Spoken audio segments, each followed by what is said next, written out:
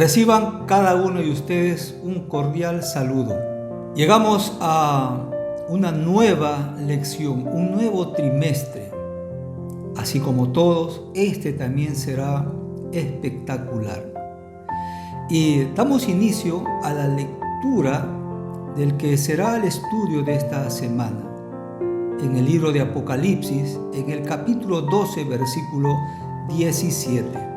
Entonces el dragón se enfureció contra la mujer y salió a hacer guerra contra el resto de la descendencia de ella, los que guardan los mandamientos de Dios y tienen el testimonio de Jesús. Este pasaje lo comentaremos un poquito más adelante, pero queremos decir que todo el texto bíblico del capítulo 12 de Apocalipsis presenta una gran batalla que se inicia allá en el cielo y se extiende aquí en nuestro planeta. Y no es una guerra cualquiera, es una lucha cósmica y con consecuencias eternas. Y es el enfrentamiento entre dos poderes celestiales, entre el bien y el mal, entre Cristo y Satanás mismo. Solo que nosotros, los seres humanos, los habitantes de este planeta, estamos envueltos en ello. Y aunque Satanás haya desplegado todas sus feroces intenciones de tratar de vencer a Cristo desde el cielo, nunca lo pudo y jamás lo podrá. Ahí estriba nuestra alegría, nuestra gratitud en que tenemos un Dios poderoso que venció el mal, que derrotó al enemigo.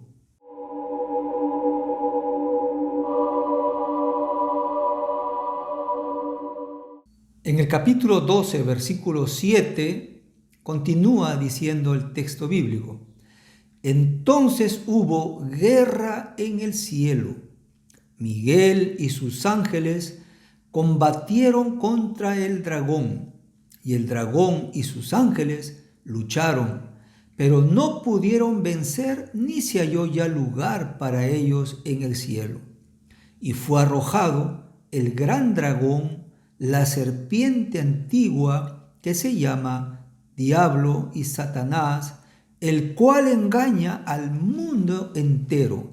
Fue arrojado a la tierra, y sus ángeles también fueron lanzados juntamente con él.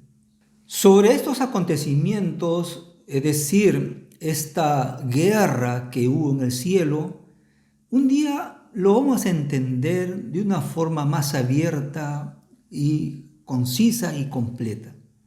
Hoy lo entenderemos a través de simbologías, lo que Dios nos ha dejado en su palabra. Lo que nos muestra aquí las Sagradas Escrituras es que en esta guerra hubieron dos bandos, dos ejércitos, el ejército de Cristo y el ejército de Lucifer. Recuerden que Lucifer también es conocido como Diablo y Satanás, que vendrían a ser sus apelativos. O dentro de la simbología se lo conoce como dragón o serpiente antigua. En el lado de Cristo están los ángeles obedientes, leales y fieles, que ellos decidieron seguir respetando a Cristo, otorgándole la supremacía de lo que Él es en sí. Ellos no rechazaron ese amor, no rechazaron ese gobierno que tiene nuestro Dios ahí en el cielo. Y por el otro lado está ahí Satanás, está Lucifer, también con sus ángeles que traicionaron a Cristo y se fueron al lado de Satanás. Ellos no quisieron saber nada del gobierno de Dios. Y tanto fue el engaño que una gran parte de los ángeles del cielo pasaron a las filas de Lucifer. Ahora, ¿por qué estos ángeles tomaron estas decisiones? Miren, el gobierno de Dios se rige en base a 4 asuntos muy importantes. 4 formas como Dios gobierna su eternidad de una forma extraordinaria. Son su justicia, su amor, que forma parte de su carácter divino. En tercer lugar, el universo es gobernado a través también de la ley de Dios, de la ley moral, de los 10 mandamientos.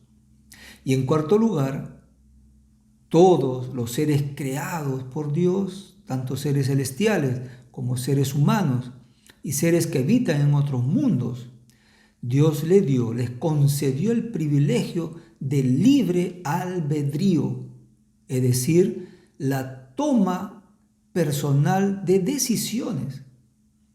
Si no hubiera este libre albedrío, entonces de nada valdría su justicia, su amor y tampoco su ley divina. Por lo tanto, el diablo y sus secuaces, ellos prácticamente rompieron ese gobierno de la justicia, del amor y la ley, y usaron el libre albedrío para traicionar a Cristo y ponerse al bando del traidor. Cristo es nuestro Dios, es un Dios poderoso. Nadie contra Él podrá vencerlo, ni con su propia iglesia, ni con sus hijos, que obedientemente forman parte de su gobierno, de su reino celestial. Pero hay una inquietud tremenda, y esta inquietud es que así como cada ángel tomó decisiones para bien o para mal, también nuestra humanidad está envuelto en esa encrucijada. ¿A quién creer? ¿A quién aceptar? ¿A qué lado vamos nosotros? La humanidad tendrá que enfrentar a su decisión final irrevocable, porque no hay término medio. O formas parte del bando de Dios o formas parte del bando de Lucifer.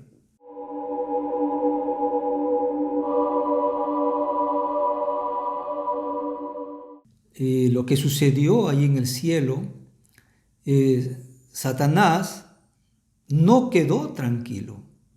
Sus ataques se volcaron, aparte de siempre ir contra Dios, se volcó contra el pueblo de Dios, contra los hijos de Dios. Veamos lo que dice el mismo capítulo 12 de Apocalipsis, versículos 4 hasta el versículo 6.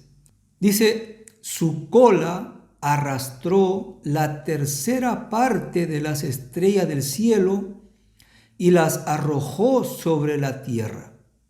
Y el dragón se paró delante de la mujer que estaba para dar a luz, a fin de devorar a su hijo cuando ella diera a luz. Y ella dio a luz un hijo varón, que ha de regir a todas las naciones con vara de hierro. Y su hijo fue arrebatado hasta Dios y hasta su trono. Y la mujer huyó al desierto, donde tenía un lugar preparado por Dios, para ser sustentada allí por 1260 días. Antes que nada, En estos pasajes bíblicos vemos 4 palabras.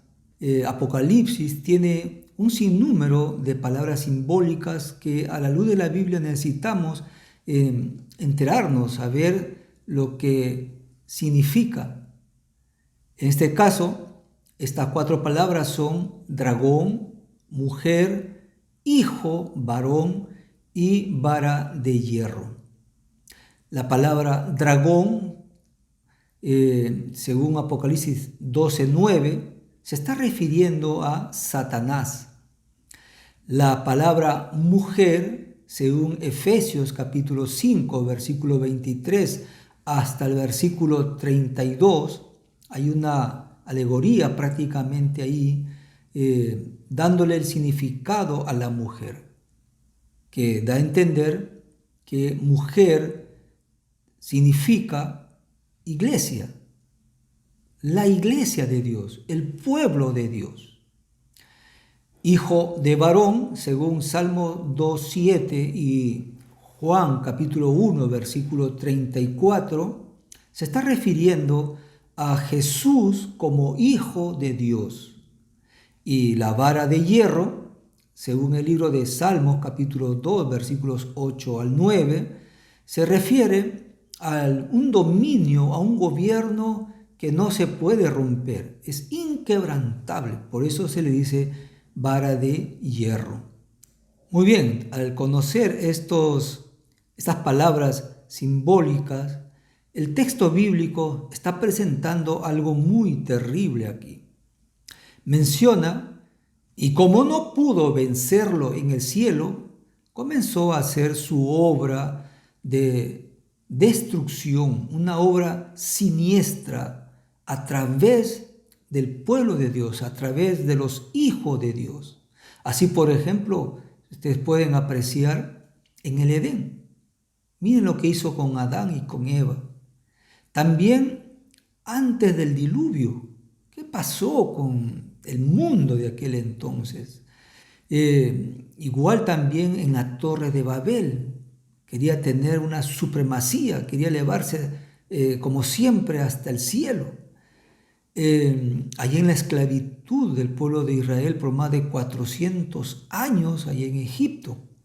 Y así por consiguiente podemos apreciar a todo el pueblo de Israel en el desierto, las luchas, las guerras, las cosas que tuvo que afrontar Moisés mismo, la vida de José, la vida de David, en fin, podemos enumerar un sinnúmero de historias bíblicas por las cuales el diablo siempre trató de silenciar, de malograr el plan de Dios a través de la vida tanto de su pueblo de aquel entonces como en la vida de las personas.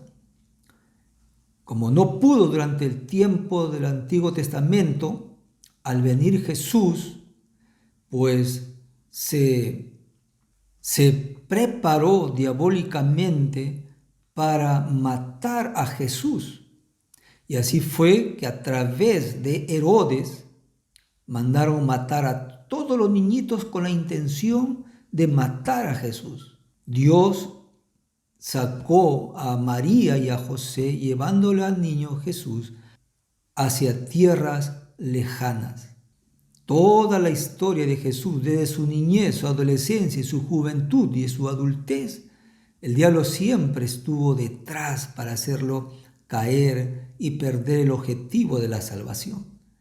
Inclusive cuando Jesús fue hasta la cruz, ni aún así Satanás pudo derrotar a Jesús. Igual también sucede en nuestra vida personal. Quiera que no, aunque niegues de repente, pero Satanás quiere destruirte. Basta que tú hayas aceptado a Jesús como tu Salvador, Él empezó su obra maligna para destruirte. Él no querrá verte al lado de Jesús. Él no va a querer verte salvo en la eternidad. En eso tenemos que pensar. Él quiere triunfar en tu vida, alejándote de Cristo de cualquier forma. a través de un sinnúmero de especulaciones, de intereses personales, de vicios. Él no va a querer que tú seas salvo. Y así como Cristo es un Dios triunfador, al lado de Él, tú también puedes salir triunfante.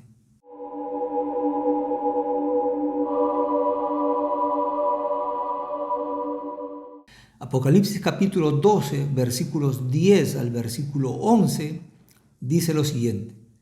Y oí una gran voz en el cielo que decía, ahora ha venido la salvación, el poder y el reino de nuestro Dios y la autoridad de su Cristo, porque el acusador de nuestros hermanos, el que los acusa delante de nuestro Dios día y noche, ha sido arrojado. Ellos lo vencieron por medio de la sangre del Cordero y por la palabra del testimonio de ellos, y no amaron sus vidas, llegando hasta sufrir la muerte. La victoria de Cristo como nuestro Rey, nuestro Señor y Salvador ante Satanás deben de llenar de gozo nuestras vidas. Debemos tener grande satisfacción y seguridad que tenemos a un gran conquistador, poderoso, grandioso, y que Él puede darnos también la fortaleza y el poder para vencer en Cristo al enemigo. ¿Podemos salir victoriosos? Por supuesto que sí. La victoria de los hijos de Dios es una realidad. Por lo tanto, no debemos vivir frustrados, chasqueados o con la frente abajo, de ninguna manera. Si Él pudo todo y no hay nada que no se pueda hacer con el Señor Jesús. Dice el texto bíblico, todo lo puedo en Cristo que me fortalece. Cada mal hábito, cada costumbres equivocadas, un mal carácter, algún vicio, todo se puede vencer. Y Él también podrá perdonarnos, darnos la seguridad, la paz que ansía tu vida, ansía tu hogar, ansían los que te rodean. Algunos pasajes bíblicos que están en el capítulo 2 y el capítulo 3 del libro de Apocalipsis. Noten lo que dice. Al que venciere le daré a comer del árbol de la vida. Al que venciere no sufrirá daño de la segunda muerte. Al que venciere daré a comer del maná escondido y le daré una piedrecita blanca y en ella un nombre escrito. Al que venciere yo le daré autoridad sobre las naciones y también la estrella de la mañana. Al que venciere será vestido de vestiduras blancas y no borraré su nombre del libro de la vida. Al que venciere yo lo haré columna en el templo de mi Dios y nunca más saldrá de allí.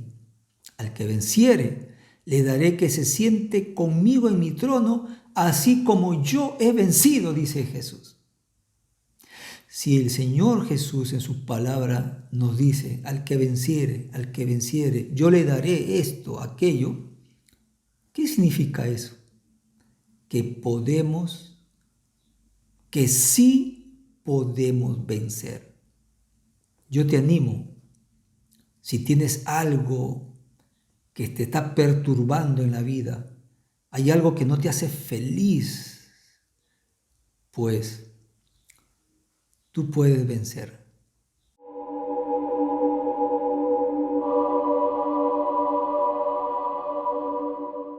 Capítulo 12, versículo 6, dice lo siguiente.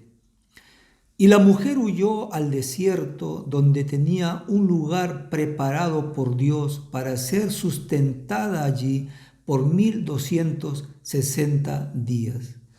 Si notan el texto bíblico, dice la mujer, es decir, el pueblo de Dios. Recuerden de que la mujer simboliza, representa al pueblo de Dios.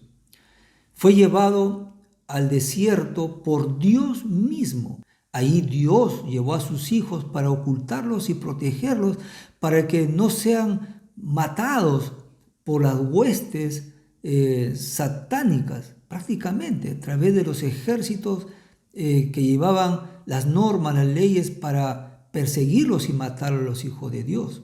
En esos lugares fueron sustentados, dice la palabra de Dios, por 1260 días.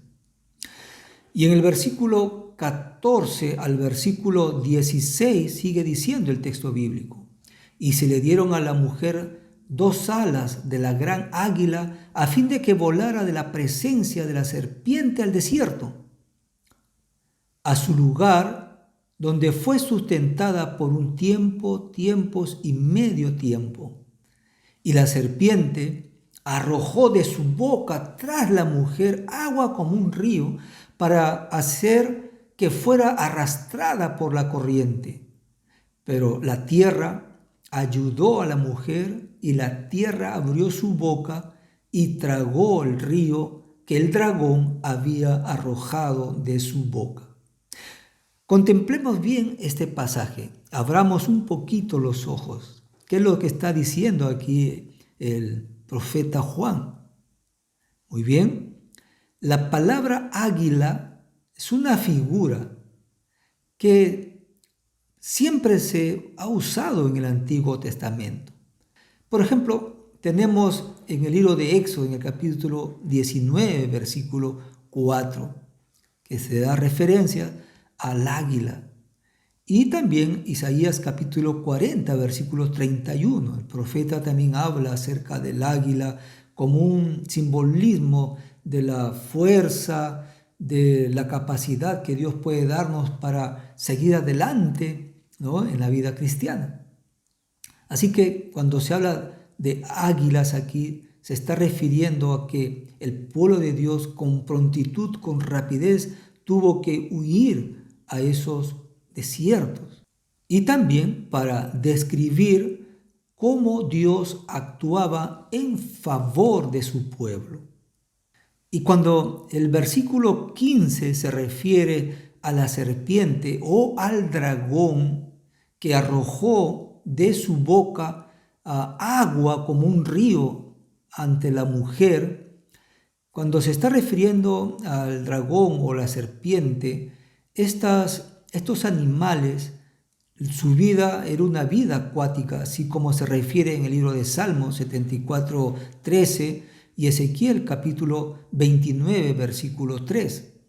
Es decir, cuando este animal arrojaba agua como un río, esta referencia se describe a cómo Satanás quería destruir al pueblo de Dios, no solamente persiguiéndolo o matándolo, sino también tratando de hacerles confundir con doctrinas falsas, según se refiere el capítulo 17, versículo 15. Y cuando el versículo 16 dice que la tierra ayudó a la mujer y la tierra abrió su boca y tragó el río que el dragón había arrojado de su boca, se está refiriendo a que cuando fueron perseguidos y Dios los llevó, recuerden el versículo 6, al desierto para protegerlo, ese desierto, esa tierra se está refiriendo, según el contexto histórico de estos acontecimientos, se refiere a que hubieron muchos lugares donde ellos fueron, donde todavía había pueblos muy escasos, como el caso de Norteamérica. Ahí fueron miles y miles de personas perseguidas a esas nuevas tierras. Algunos vinieron aquí a Europa y otros al lejano Oriente. En este sentido, 1260 días en los cuales fue perseguido, maltratado el pueblo de Dios, o en otros pasajes bíblicos que se refiere a 42 meses, o en algunos como tiempo, tiempos y medio tiempo, que es lo mismo a 1260 días, pero proféticamente equivale a 1260 años, que se inicia con los decretos en el año 538 y se extendieron hasta el año 1798.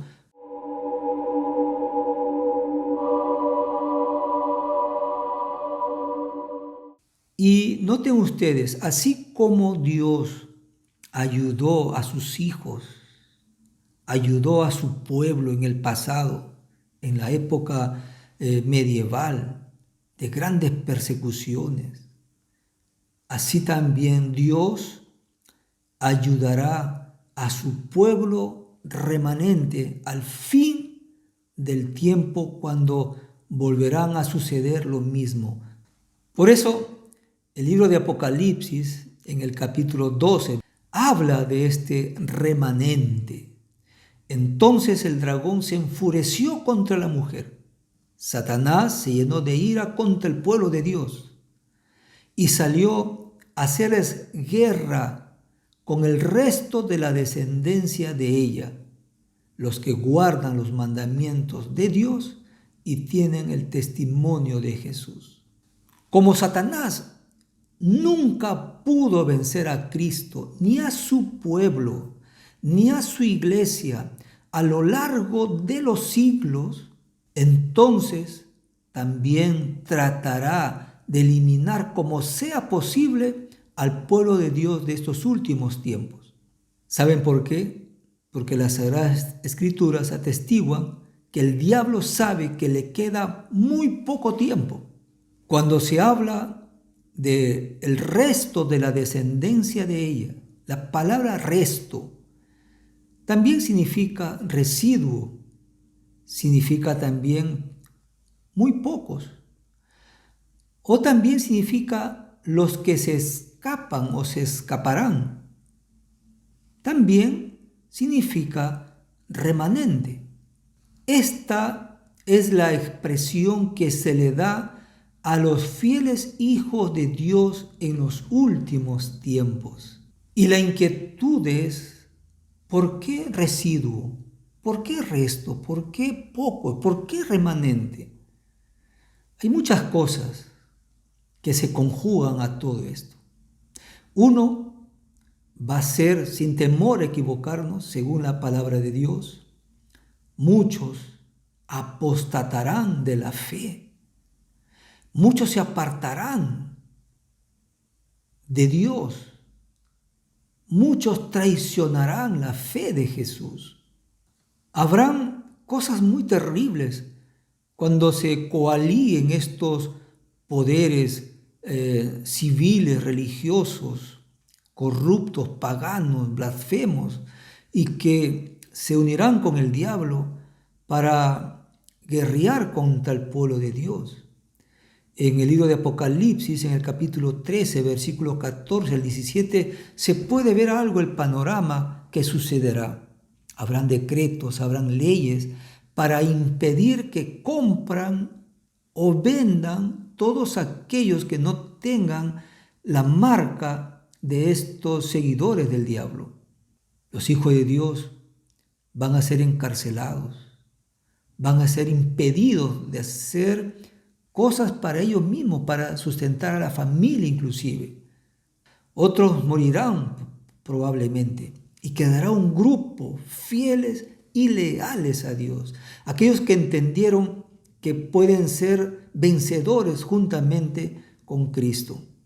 Las características de este pueblo de Dios, de estos hijos de Dios, se notará. ¿Y de qué forma? Dice el texto bíblico. Dice, los que guardan los mandamientos de Dios y tienen el testimonio de Jesús. Por lo tanto, la ley de Dios, los 10 mandamientos estará en pugna, en juego en aquel día. Y los verdaderos hijos de Dios no les importará morir con tal de defender la ley de Dios. Y el anuncio de estos acontecimientos lo veremos en los 3 mensajes cósmicos a partir del capítulo 14, cuando este pueblo de Dios tendrá que anunciar al mundo la observancia de la ley de Dios y sobre todo del día sábado, que será uno de los puntos que el diablo no le va a gustar, ni tampoco a estos poderes civiles y religiosos que imperarán muy pronto en este mundo. Y la otra característica es el testimonio de Jesús. ¿Qué es el testimonio de Jesús?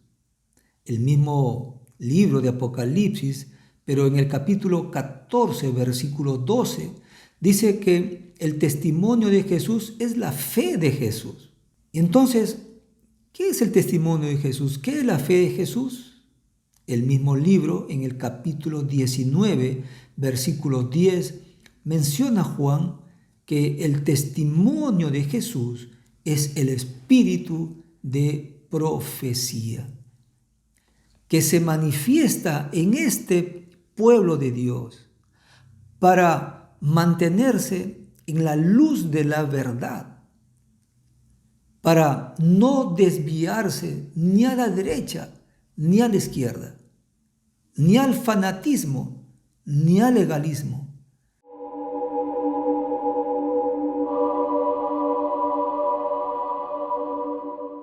Por lo tanto, Jesús gana, Satanás pierde. Tú puedes ganar en Cristo Jesús y Satanás salir derrotado. Mientras vivimos en la vida, vamos a sortear un sinnúmero de dificultades, de problemas, de chascos, de tentaciones, de frustraciones. Vamos a estar siempre en ese pleito con el diablo. De ti va a depender triunfar en lo más poco que se te pueda presentar, porque en las cosas más grandes Dios estará siempre a tu lado, dispuesto a ayudarte. Echa tu suerte a Jesús. Él ya venció al diablo y tú también puedes salir vencedor con Cristo Jesús.